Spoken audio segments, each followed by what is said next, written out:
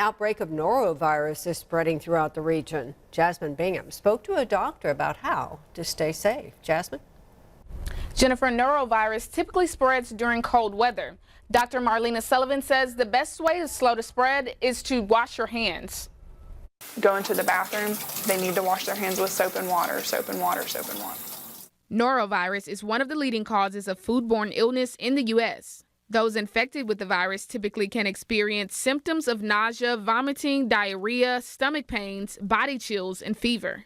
Dr. Sullivan says, unlike other viruses, this one cannot be killed with alcohol-based products like Lysol or sanitizer. It does affect all ages, but our children are more affected by it because they're smaller. Spread by hand-to-hand contact or even a sick person touching an inanimate object and then another person coming and touching that object. So good hand hygiene with soap and water and cleaning with bleach products, because with norovirus, alcohol-based products do not kill the virus. For parents, Dr. Sullivan says to make sure your child keeps their hands away from their mouth and wash hands regularly, especially at school and when leaving the bathroom. With the young ones, keep your hands out of your mouth because they're always being curious, and that's kind of self-discovery too with mouth.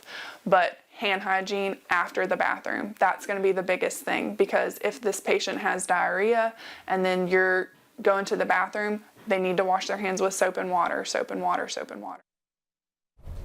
Dr. Sullivan says while there isn't a cure for norovirus, it can help to take over-the-counter pain medication and stay hydrated.